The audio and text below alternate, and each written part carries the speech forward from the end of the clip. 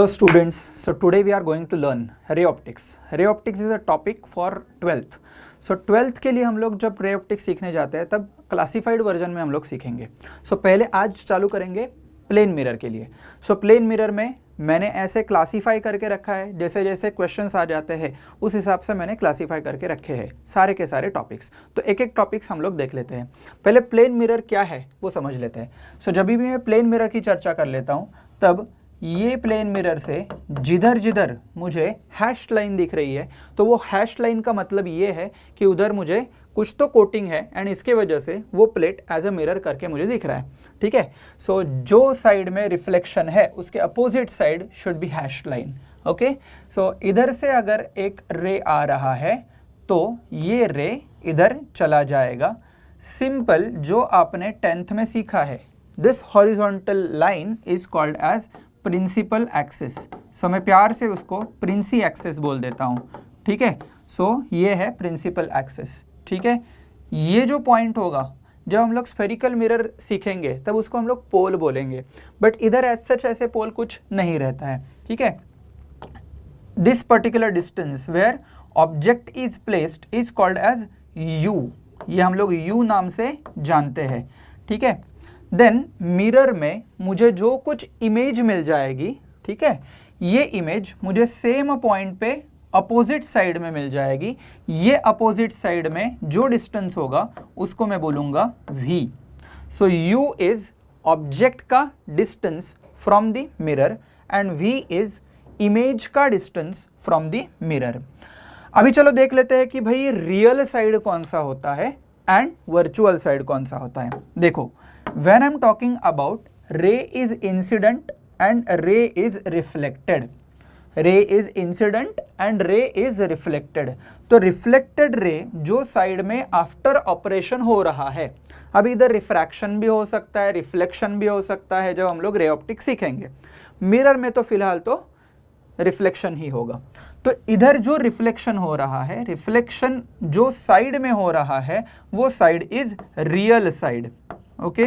So this side is real side and observer को जो image दिखेगा वो आईने के पीछे दिखेगा. बराबर, आईने के पीछे दिखेगा. तो असलियत में वो इमेज रियल नहीं है, क्योंकि जब मैं वर्चुअल इमेज बोलता हूँ तो ऐसे लगता है कि ये रे इधर से शायद आ रहा है, ऐसे मुझे लगता है, बट असलियत में वो रे उधर से नहीं आता है. सो वो धीरे धीरे हम लोग सीखेंगे, बट फिलहाल तो हम लोग लिखेंगे कि ये आईने के पीछे वाला साइड जो होता है वो होता है वर्चुअल इमेज. ठीक है. सो फिलहाल तो इमेज के पीछे के साइड मुझे क्या दिख रहा है, वर्चुअल इमेज दिख रहा है. एंड इमेज ये आईने के पहले आगे जो कुछ मैंने ऑब्जेक्ट रखा है वो रियल साइड में रखा है.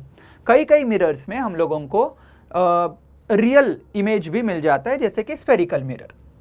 अभी हम लोग देखेंगे कि ये एंगल को हम लोग बोलेंगे इंसिडेंट एंगल एंड ये एंगल को हम लोग बोलेंगे रिफ्लेक्टेड एंगल. मैंने थीटा थीटा इसीलिए लिखा है क्योंकि लॉज ऑफ रिफ्लेक्शन बोलता है, जो हम लोगों ने स्कूल सेक्शन में सीखा है, कि incident angle and reflected angle is same, exactly समान हो जाएंगे वो. So we can say that कि थीटा एंड थीटा दोनों सेम है.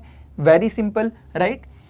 दूसरा और एक रिफ्लेक्शन का लॉ का स्टेटमेंट बोल देता है कि incident ray and reflected ray and normal drawn should be on same plane. तो ये है नॉर्मल भाई, ये जो है वो इंसिडेंट रे है, ये है रिफ्लेक्टेड रे.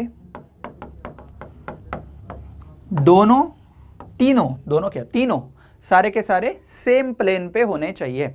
ठीक है. सो ये है simple basic concepts of reflection.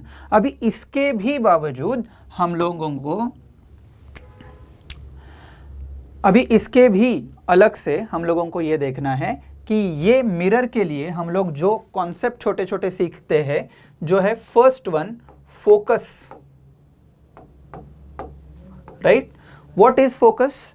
मैं फोकस तभी बोलता हूं जब इंसिडेंट रे, सारे के सारे इंसिडेंट रे जो प्रिंसिपल एक्सिस से पैरेलल है वो बाद में किधर जाते हैं, किधर प्रिंसिपल एक्सिस के इधर एक जगह ही मीट होते हैं, वो particular point is focus. But unfortunately here in plane mirror we are not getting any focus.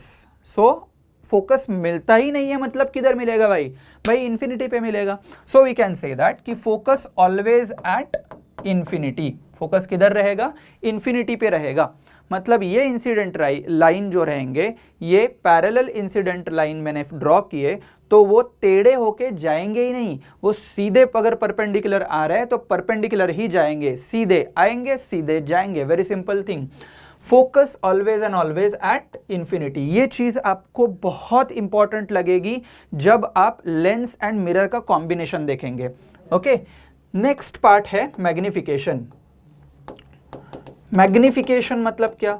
How magnified image I have. इसका मतलब क्या है? ये स्टेटमेंट का मतलब ये होगा कि मेरा ऑब्जेक्ट अगर 2 सेंटीमीटर का है एंड मेरा इमेज अगर 4 सेंटीमीटर का है, तो मेरा इमेज ये ऑब्जेक्ट से 2 टाइम्स है, मतलब मेरा मैग्निफिकेशन हो गया 2 times, right? So magnification tells you that कि मेरा ऑब्जेक्ट एंड इमेज में ये फैक्टर कितना है, मेरा इमेज का डिस्टेंस एंड ऑब्जेक्ट का डिस्टेंस, इसमें अंतर क्यों है? माइनस साइन मैंने इसीलिए रखा है क्योंकि इमेज मुझे वर्चुअल साइड मिल रहा है, एंड यही सेम फंडामेंटल पार्ट हम लोग स्फेरिकल मिरर के लिए भी यूज करने वाले हैं। Now understand the fact that कि ये मैंने सिर्फ फॉर्मूला लिखा है। मैं पर्पसली ये मैग्निफिकेशन इसीलिए रखा है क्योंकि magnification for plane mirror magnification हम लोगों को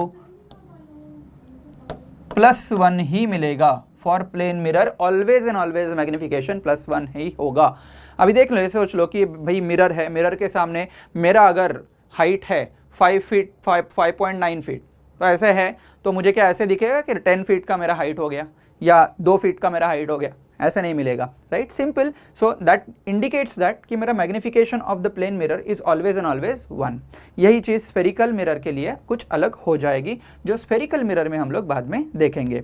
अभी नेक्स्ट वीडियो में हम लोग चर्चा करेंगे कि इसमें और कुछ एप्लीकेशंस क्या क्या होंगे। सो उसके लिए बने रहे, नेक्स्ट वीडियो देखें।